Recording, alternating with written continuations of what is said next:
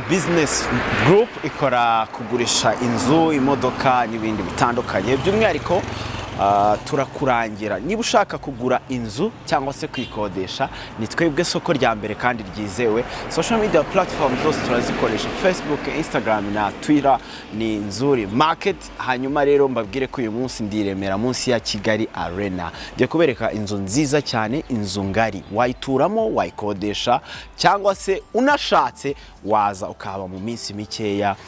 Kwa kundi abanyamahanga uvuye hanze y'imipaka y'u Rwanda ukaza uje mu Rwanda rwawe mu rugo kabisa, ukaba ahantu heza cyane. Niremera munsi ya Kigali Arena, inzu hasi muraza kubona ukuntu ari heza, hejuru ho noneho nagatangaza. Tugiye kujyana rero, niba ushaka kugira ngo inzu uzikodeshe cyangwa se uyirangire undi mukiriya cyangwa se umuvandimwe wabo ahantu heza cyane. Turi muri wa mwaka dukeneye ko umuntu aba ahantu hasa neza, muri wa mwaka wa kineneko, sibyo? Reka tujyane rero mbanze mbereke hasi ukuntu hameze no hejuru. Ni inzu ifite amaflo abiri, hari hasi akaba floor ya mbere akaba na floor ya kabiri. Zose ni inzu nziza zisa neza. Ushatse wayikodesha irimo ibikoresho cyangwa se ukaza ugahabwa discount, ukizanira ibikoresho byawe, ibintu bikagenda neza. Munsi ya Kigali Arena, ugeze Kigali Arena umanukaho gatoya iyo kaburimbo y'imbere yayo nyine, hanyuma ukamanuka ukahita ugera kuri iyi kaburimbo turiho nziza cyane, ukinjira hano muri iki gipangu.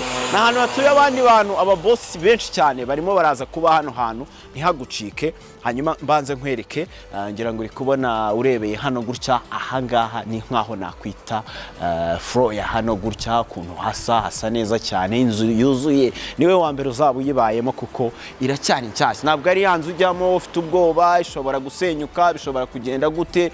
Ni nshyashya kabisa, ikarori iriho, nibwo tugiye kuritaha. Hanyuma rero ndashaka kubereka hasi uburyo hameze. Ndabinjizamo mbereke ni ibyumba bitatu hasi, hanyuma buri cyumba cyose gifite wesi na dushe, ubwogero ndetse n'ubwiherero. Ubwo tugiye kumanuka hano gutya, cameraman tugende mbereke neza fresh kuno iyi nzu imeze. Winjirira hano, urumva, hanyuma amara kwinjirira hano ukaza ubu hano uciye mu gikari. Iyi ni inzu yo hasi ya mbere, abantu bashaka gukina filime, movie, theatre, ibindi byose muze hano tubaha amazu meza cyane. Hani muri salo, urabona salo, iki ni igihe wayikodesha tukaguha izi ntebe nziza, plafond nziza isa neza. Hanyuma rero ubwo twaciye mu gikari, ndi kugira ngo mbanze mbereke kino cyumba cya hano gutya. Cameraman muri salo naho ngaho ngira ngo abantu bahabonye. Izi ntebe ushobora kuza tukaziguha nazo ukazikodeshamo, cyangwa ukizanira intebe zawe, izi zacu tukazikuramo, ibintu bikagenda fresh. Hano hari icyumba, nababwiye ko hasi kuri floor yo hasi ni inzu ifite ibyumba bitatu. Iyi ni douche na toilette, douche na toilette.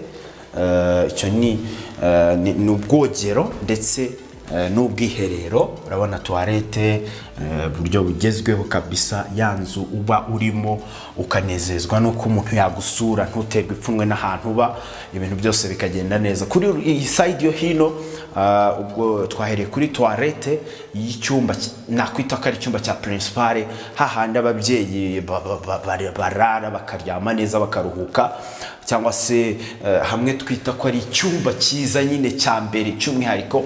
Ngira ngo cameraman yaza hano nkabanza nkabereka ukuntu kingana. Ni icyumba kinini, mushobora kuza. Urabona ko hamaze kugeramo garderobe, igitanda ntabwo turabifunga ariko byose birahari. Inzu isa neza cyane. Urabona ko ya principal yo hasi hano ushobora gusohoka ukaba ufata akayaga hano hanze rwose, ibintu bikaba bimeze neza. Urabona umuryango wacyo ushobora gusohokera ukwawe hano, utiriwe ujya guca hariya muri salo. So ubwo iki ni icyumba cya mbere. Ibi byumba byacu byose, buri cyumba kigiye gifite douche na toilette, douche na toilette. Ubwo ku yindi side hano naho hari inzu yacu ifite ikindi cyumba na toilette. Nababwiye ko hasi ari ibyumba bitatu. Ubwo iki ni ikindi cya kabiri tugiye gutembera ukareba ukuntu nacyo kingana. Icyumba gisa neza, ngira ngo urabona ko ibijyanye n'utubati dushobora kubiguha, garderobe nziza zigezweho turazifite. Uyu nawe ushobora kwisohokera yiciriye hano, baba niga, baba jama bawe, za nshuti zawe, baba mushobora kubana, buri wese aba mu buzima bwe. Hano biroroha cyane kuko buri wese aba afite urugi rwinjira mu cyumba cye atabangamiwe n'umuntu uwo ari we wese. Iyo ni side yindi. Ngira ngo twihute tujye ku cyumba cya gatatu, aricyo cyumba kiri hepfo, ndetse mbereke na cuisine. Mpere kuri cuisine cyangwa mpere hepfo? Reka mpere kuri iki cyumba kugira ngo ibyumba tubirangize.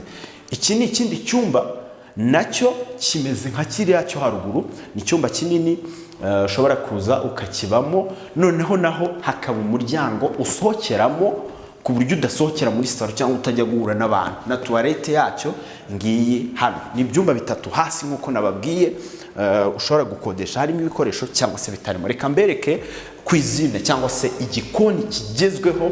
Dufite igikoni kigezweho cyiza cyujuje byose wakenera, turabifite kabisa. Ushatse rero waza hano, ni munsi gato ya Kigali Arena, inzu nziza. Ubwo igice cya mbere cyo hasi ndagira ngo ndakiberetse mu ncamake ng'iki gikoni. Umuntu asohokera hano, wasohokera hano ukahita ubona ka nexe umukozi wawe ashobora kuraramo, ibintu bikagenda neza cyane. Hano ni muri stock cyangwa se urashobora kubika, ngira ngo urabereka kuri stock hano hino, aho umuntu ashobora kubika ibyo akeneye kubika byose. Stock nziza nayo nini cyane. Ni ibyumba bitatu, buri cyumba cyose gifite wesi cyangwa se ubwiherero ndetse n'ubwogero mu nzu.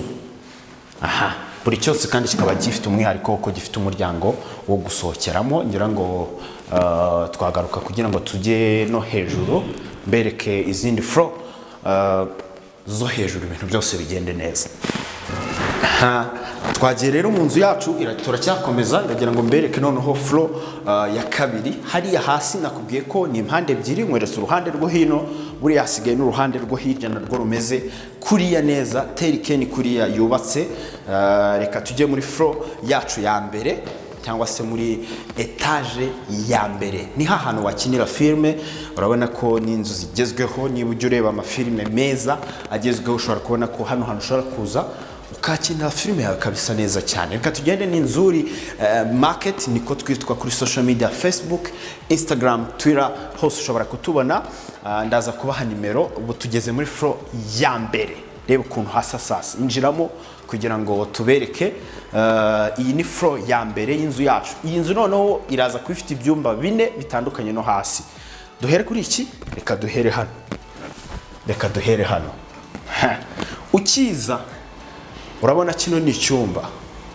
Icyumba cyacu gifite igitanda, gifite garderobe wabikamo ibintu byawe. Niba uzaza gukodesha utizaniye ibi bikoresho, turashobora kubiguha hanyuma ukatwishyura birimo. Niba kandi uzaba utabifite, turashobora kubiguha, ibintu byose bikagenda neza. Buri cyumba hano gifite umwihariko kuba gifite balko yacyo na toilette. Ngira ngo toilette wayibereka ni kuri iyi side yo hino, none tukabereka na balko ya hano, tugakomeza no muri salon nkabereka n'ibindi byumba ko hejuru hano babwiye ko kuri iyi floor hari ibyumba bigeze kuri 4 byose. Aha ni muri toilette na douche. Ni za douche ukunda kugenda ugasanga uzisanze mu mahoteli, douche zigezweho kabisa. Uvuga uti na ahantu nabanjye nkaba nizeye ko turi ahantu heza muri Kigali. Uraza tubereke hano kugira ngo umuntu wese kabisa ushaka gutembera inzu ayitemberemo neza cyane. Iyi ni balko y'icyumba cyacu cya mbere kuri floor ya mbere. Urabona hano ko uko hameze. Iyi ni floor uzajya uburimo wasohoka mu cyumba cyawe, ukaba waza hano kuri balko, ukaba winywera ka cyayi, ukaba winywera agacupa niba ugasoma, akarahure ka ugasoma neza nta kibazo na kimwe. Reka mbereke salo rero. Cyo cyari cyumba cya mbere. Hano twinjiriye ni muri salle à manger cyangwa se aho abantu bafatira amafunguro. Ameza turayaguha mu gihe waba uje gukodesha ibikoresho ntabyo ufite. Ngaya meza n'intebe zigezweho za kijyambere. Nureba hano burya ntawe ufata ifunguro atabanje kubanza gukora isuku cyangwa se gukaraba intoki. Amazi turayafite rwose nta kibazo na kimwe. Uraza hano ugafungura ugakaraba, amara gukaraba ukanireba ko dufite miroir nziza cyane, ni ibintu byiza dufite. Reka mbanze mbereke saro. Iyi ni saro nini ishobora kwakira abantu batari bakeya. Intebe ubaye ntazo ufite nkuko nakubwiye no hasi turaziguha. Ibi bikoresho ubisanga hano, hanyuma tukabiguha. Iyi barko ya hano rero ni barko noneho ya saro, ngira ngo tuze no kuyibereka nayo nta kibazo na kimwe rwose. Tuyibereke iyi barko kugira ngo turibereke ibindi byumba bitatu bisigaye aho ni muri saro. Urabona ukuntu hasa neza cyane. Aha ni ya barko ushobora kuza ugahagarara ubereke imisozi hakurya ukuntu umuntu aba ameze iyo yicaye hano, anywa agakawa ke, anywa icyayi cye, cyangwa se afata n'ibindi bitandukanye byose yanywa. Bereka n'uruhande na hano. Noneho twinjire muri saro, mbereka ibindi byumba bibiri byari bisigaye.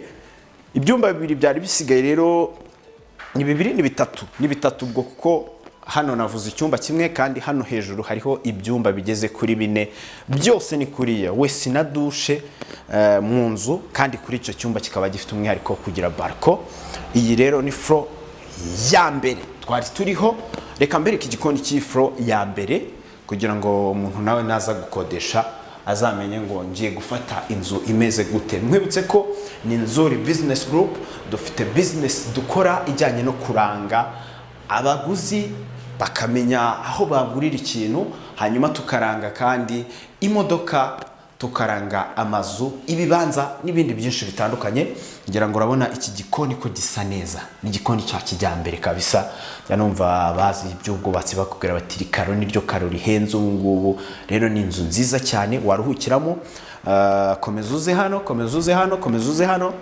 Iyi floor turiho, floor ya mbere nakubwiye ko ni ibyumba 4. Hari kiriya twabanjijemo, hari kiriya cyumba cyo hirya, hakaba na kiriya cyo muri saro, hanyuma hakaza n'iki ngiki. Aha ni floor, buri cyumba cyose kiba gifite umwihariko. Ngwino kuri barko, kiba gifite umwihariko buri cyumba cyose cyo kugira hangaha iyi barko yo kuba waruhukiraho cyangwa se wasangira n'inshuti n'abavandimwe. Reka tujye kuri floor ya nyuma, ariyo floor iri hejuru. Iyo floor ya nyuma kubera ko iteye neza nk'iyi floor twari turi ko ya mbere, ntabwo nirirwa ninjira mu byumba njya kubereka ko byose bimeze kimwe, birasa kuri side ebyiri zose zitandukanye. So rero nakubwira ngo no hejuru hari ibyumba bigeze kuri 4.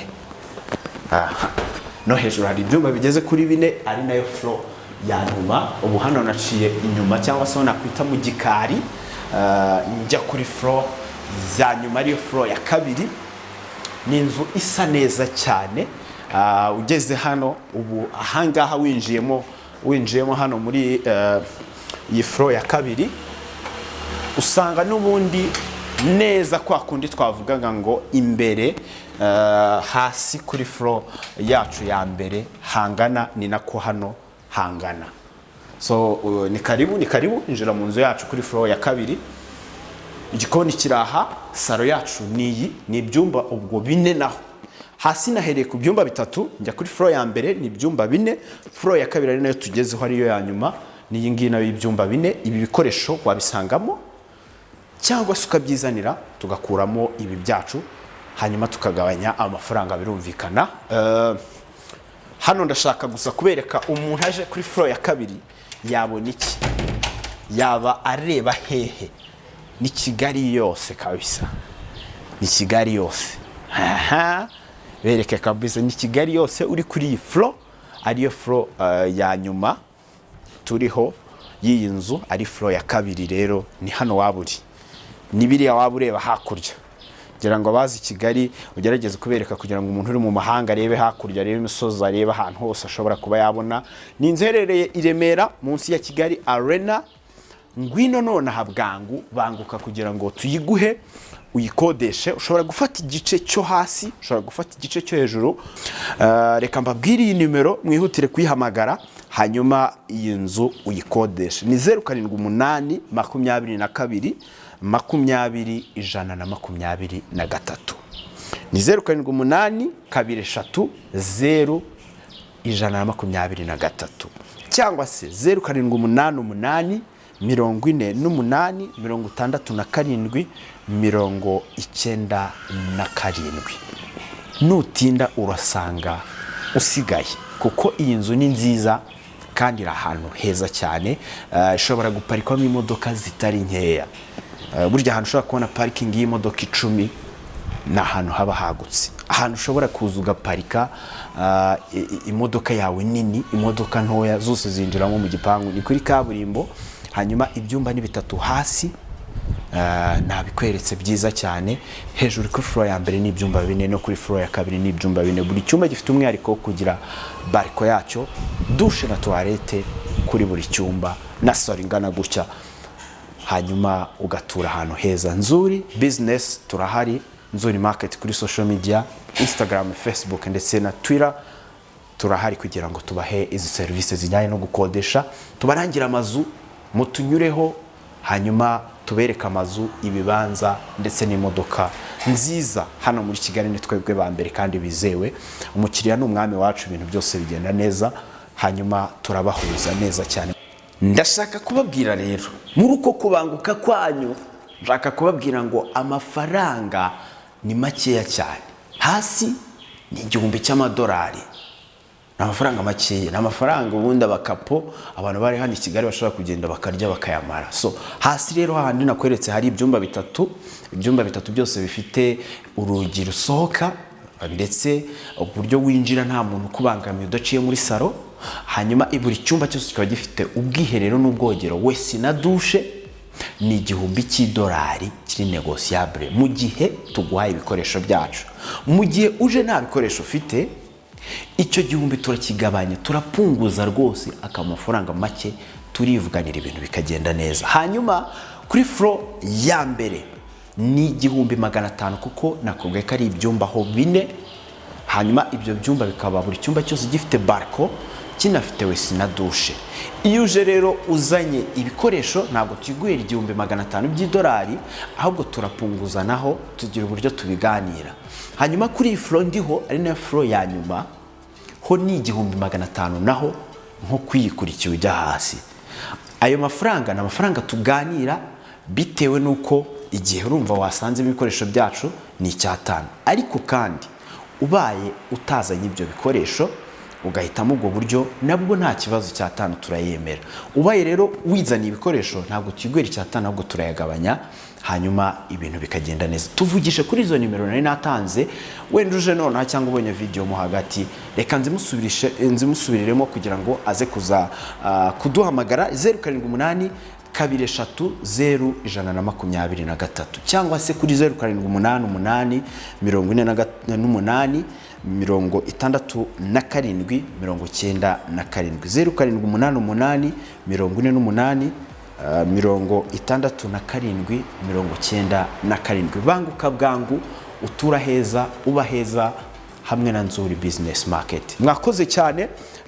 Ubwo rero muce kuri izo nimero, inzuze uyikodesha, gukodesha igice cyo hasi cyangwa se igice cya kabiri ariyo floor ya mbere, cyangwa se ahangaha narindi kuri floor ya 3. Ubwo niba abandi babibara bahereye muri ground, ariko ubundi ni ama etage 2, bivuze ngo hasi ntabwo tuhabara, ubundi ubara floor 2. So rero mubanguke mwihuta cyane kugira ngo mube muri iyi nzu, hanyuma ibintu byose bigende neza cyane.